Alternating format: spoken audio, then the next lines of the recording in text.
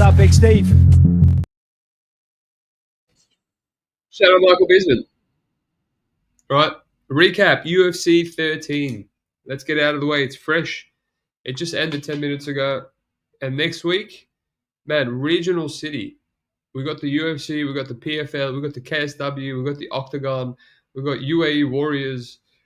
There's even freaking Anthony Pettis FC after the UFC, which I don't give a shit about. But LFA the day before, Ryzen the same day as UFC and Octagon. Aries FC, wow.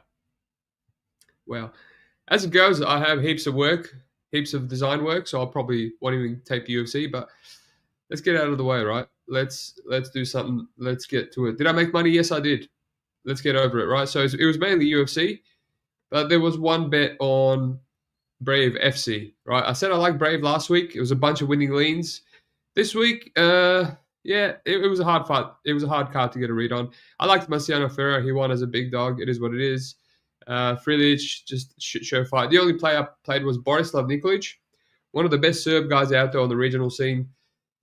He fought Nicolas Huende. Huende became a Brave FC champion in his last fight. He fought this African dude that beat Shorty Torres twice. He was a big underdog. He won.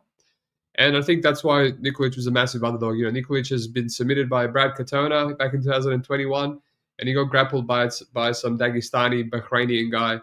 And people thought, you know, Huende will out-grapple him too because he's not hard to take down. But, man, at $5 on Nikolic, I was like, this guy's good, man. He can strike. Last time he was a big underdog to a grappler. He sparked him in round one. He can strike. He can grapple. He's got a guillotine that gets him taken down way too easy. And I had to win a unit to win 500 and something. And then I got home last night. I had a big night out with the boys, got drunk. And I felt like, no, you're forcing it. And I reduced it a little bit. So I won $285, whatever, still more than half a unit. Nothing to write home about, but it cancels out the losing from last week. All right, and we go into the UFC, right? This is why we're here. $837 on the UFC. Super hard fight card to get a read on. Usually I do well on pay-per-views, maybe because there was a ton of juicy favorites.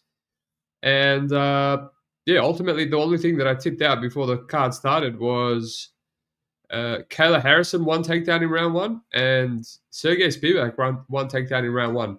I mentioned that feels like a lock, right? And Spivak was $1.35. Kayla Harrison was $1.25. Spivak almost didn't get it. I almost lost $500 because this idiot, I don't know what the hell that game plan was.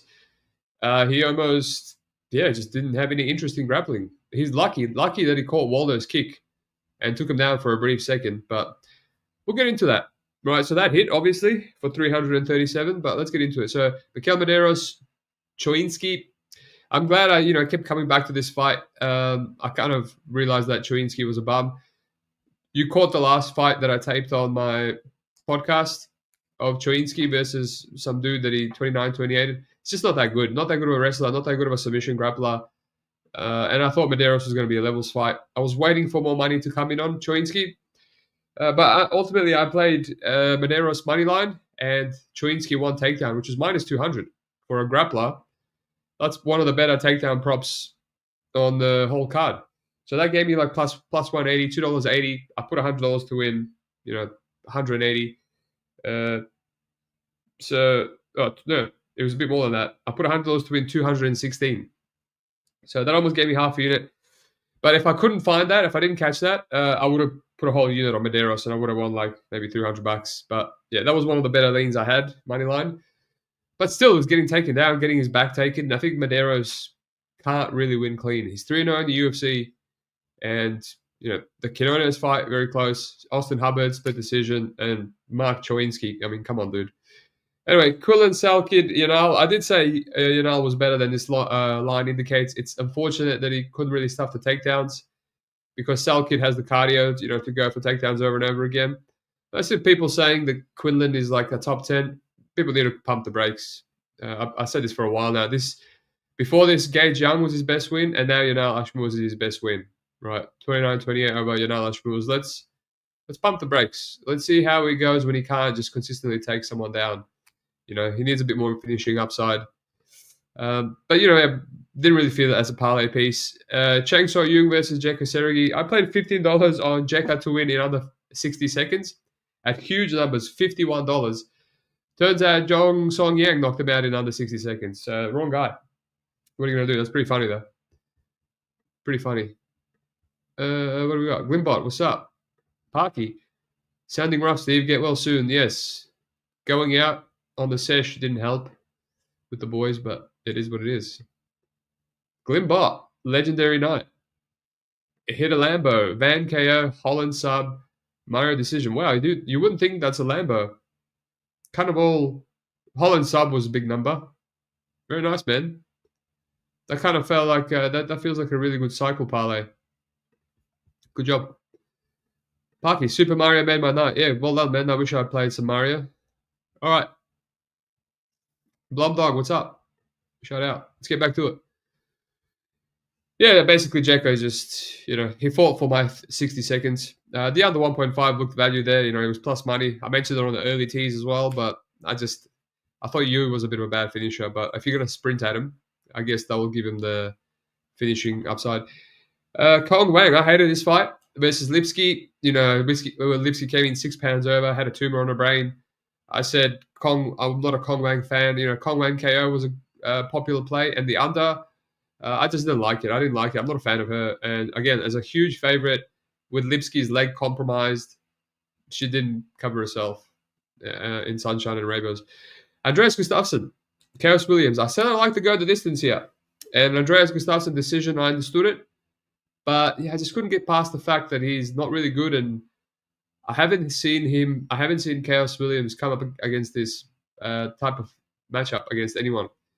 So I just didn't play anything. I kind of waited for some sort of live bet. I thought it was going to be back and forth, clinching, pick-em-like fight.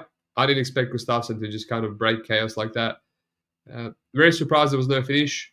Chaos has outworthy durability, but props to anyone that had Gustafsson decision. If I played my go the distance at slight plus money, it would have been a bad bet because it looked like Gustafsson was going to get him out of there a few times. Here we go. Waldo Acosta versus Spivak. This is the fight that I thought I had the best read on. And so what I had was, old mate, Spivak round 1 takedown in that parlay with Kayla round 1 takedown. And I thought potentially Spivak was going to win round 1 clear, or at a high clip, I should say. Because Waldo doesn't really do anything early and, he's not hard to take down. And then I thought, maybe I got greedy right before the start. I was going to play Sergey 2 takedowns at minus 200. And that was, that can hit him round 1, round 2, round 3. And instead I chose for Sergey to get 2 takedowns in round 1. And when he hit that first takedown and Waldo popped straight back up to his feet and was still in the clinch, I'm like, let's go. There is a judo toss coming here for another takedown and an easy cash. As I said, Spivak looked dreadful. It looked like he wasn't really interested in grappling. Like, he doesn't need doubles or singles. Like, he has really good trips. His overhook throw is very good as well, which Waldo kept giving to him. But yeah, props to Waldo, he's improved. So once that round 1 ended, and I checked the live betting, and I was like, whoa, Waldo is $3 something? So I live bet half a unit, 225 to win 460 on Waldo. And then I put a little under. I donated a little under 2.5 rounds because a lot of money came in on the over. It was, I put 150 on that. So I lost 150 on that. I lost 150 on my greed with Spivak round 2, 2 takedowns in round 1. So I lost $300 there, but luckily Waldo hit. Now, a lot of people are complaining about that decision, but I mean, I thought Waldo landed the biggest overhand right in round 1. Round 2, he won clean. And then round 3, I guess Spivak won clean. But if you take into consideration that weird wobble and reaction by Costa. But as soon as I heard the commentators glazing Waldo's jab, I'm like, man, judges love this shit. Even if it's not landing much, the judges love this kind of like stick and move and stuffing the takedowns, for judging criteria. But anyway, I'm not going to complain. Unanimous decision. I'll take it. Note to self, add this onto disgusting performances against Arlovsky, Ryan Spann, and now Spivak. Waldo almost threw that fight away. This guy is just an idiot, absolute idiot. But neither of these guys should be in the ranking, but it feels like they both might be after this performance. Azuma Bezakana, Brenson Romero. Yeah, this under should have been played. I said I was warming up to it. Should have done it. I mean, it looked like he wasn't going to hit until it hit. It was basically one punch for Azuma, level fight. Joshua Van, Bruno Silva, right? The under was extremely popular here, right? Both had a finishing upside. I thought Bruno was the toughest matchup for Josh in the UFC, or the highest level of win if he beat him. Obviously, Josh can knock out people. He hurts almost everyone. But as I said on the podcast, Bruno is too tough for me, so I didn't play it. And he showed his toughness in round one, showed even more toughness in round two. He killed the under 2.5 rounds, but ends in KO. A lot of people played ends in KO. They played Josh Van 2-3 KO. I ended up playing Van round either fighter to win in round 2 KO at $6.50, $50 to win 300 and something, and that was tilting. I just had to get past round one, where Josh hurt him a few times, and then round two, man, that first knockdown and ground and pound, I thought the ref was going to jump in, and then the second one that was really bad when he landed the knee and then followed him to the ground for ground and pound. I saw a flash. I saw into the future and the ref jumping in and stopping it. So a little bit tilting. I had a similar play against Cody Durden round two, and now this round two. Whatever, I'm not even upset that he got it in round three because it's not worth it. Josh Van unders are not worth it. He just can't get it done more frequently. It's a shame. But yeah, I lost $50 there. It is what it is. And Kevin Holland, Vicente Luque, I said I just got this gut feeling like Holland's going to KO him or finish him. And right before the fight started, the under 1.5 rounds jumped up quite a bit. And I was looking at Holland rounds 1 or 2. That was minus money. KO was plus 150. Holland KO 1 and 2 was... Holland KO. Holland 1 and 2 was... a little bit shit up. And then, just the under 1.5 rounds was plus 160, $2.60. And I was like, I just get this sneaky feeling like Vicente Luque can still crack. I know he's washed. And also, he's never been submitted, but, Kevin Holland could do it. If you're truly washed, you will get submitted for the first time as well. And I'm glad I did that. I know a lot of my friends played Holland KO. It makes sense. It's a common sense play. So that hit. I had 150 to win half a unit. Again, I couldn't even put half a unit on that just because Holland is so untrustworthy. He's out there screaming and doing stupid shit. So now we're on 550, more than a unit with my stupid Kayla parlay to go. Batista Patchy mix. I've kind of fluffed this one. I said I like go the distance. I didn't play it. I also found I found Patchy mix submission, no scorecards at Pick'em.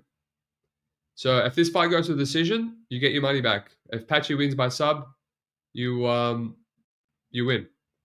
So I was like, it's either a guillotine or it's going to go to decision, whether it's mixed, whether it's Mario.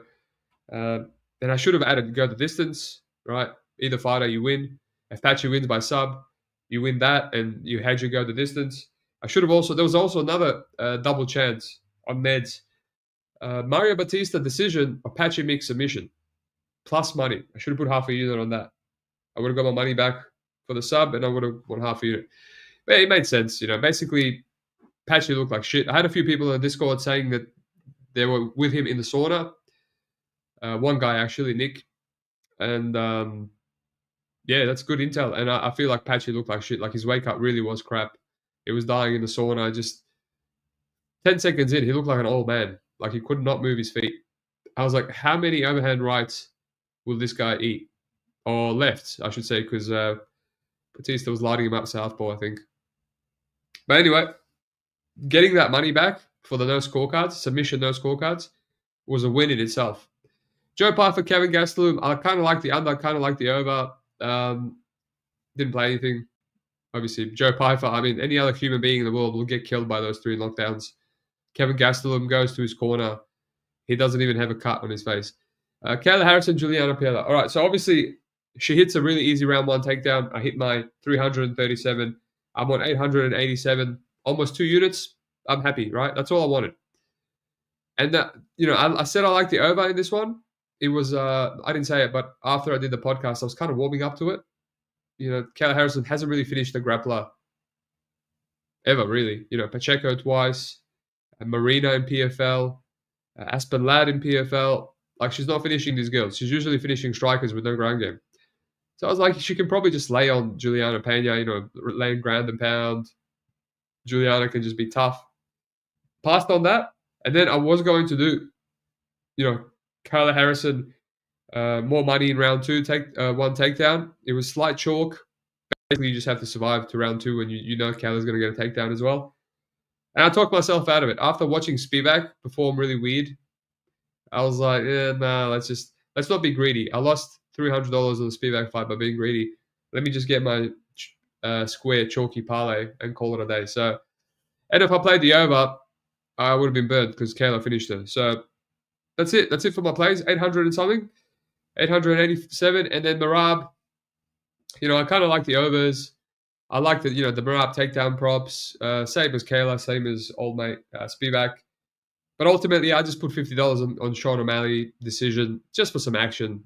I didn't think he was going to knock him out. I thought it was going to be a cagey affair. O'Malley did a little bit better. Took 1 or 2 rounds again, maybe a third. Props to him. He looked great, but at the same time, Merab looked even better. Merab looked like the Terminator in there. He actually looked much more improved. So, yeah, this guy's scary. Scary, scary, scary. I don't know who's going to finish him or beat him. I don't think Corey Sandhagen has a chance in hell. I honestly think Sean O'Malley has a better chance than Corey Sandhagen. Other than that, back in the day, I would have thought Peter Yan would have had a chance before he became washed. Umar's probably the best chance. Let's be honest. The guy, has the explosiveness, the striking, the wrestling to keep up with Merab, but he doesn't have the cardio. That's evident. That's been evident in other fights. So I don't know who can beat this man. But that was an exciting fight, at least. That was an exciting fight. It wasn't boring like the Sphere one. In terms of live betting, man, I had one live bet, and it was Waldo a big plus money, and it hit. So I ain't gonna complain. I ain't gonna complain. I was happy with that. And in terms of other positives and negatives, not much. Yeah, the biggest negative, passing on the Azamat under 1.5 rounds, and on Batista in some sort of way. And yeah, the biggest regret is the best thing I did. Yeah, live betting Waldo and just being selective. Not much more I could do on this card. I didn't have the best reads. So yeah, let's not bang on too much about it. I lost like $200 last week. I said it's no biggie. I made that back just on Brave FC and another 800. So yeah, we're on 3K, baby. 6 units. 6 units for the year. I'm looking for 10. 2 more thousand by the end of the month. Man, that could be done next week alone with the UFC and a shitload of regionals. You just need time. You just need to lock in. But I'm obviously sick now. I'm sick. I've got business to do and appointments, but we'll see. Aiming for 5K halfway through the year, which is 10 units, and then another 10 units, 10K, and then getting to 20K sometime. Upping my units to 1K stake, and then getting to 20K somehow. That would be, as a worst year ever, that will be a respectable outcome. So we'll see. Lock in. I'll be doing some early teas sometime very soon. Hallelujah. So glad I didn't miss the Van 2-3. Well, you were close. Very close. Glimbot, Merab seems to be leveling up more. Yes, he is, which is scary. Scary shit. Mohammed, what's up, Steve? Worst night at the office for me. Hope you did well. Yes, I did. I'll take the $800. But yeah, that sucks, Mohammed. I haven't seen you in a bit, but you usually do well. Hit me up on Twitter if you have a Twitter. All right. Like and subscribe. Peace out.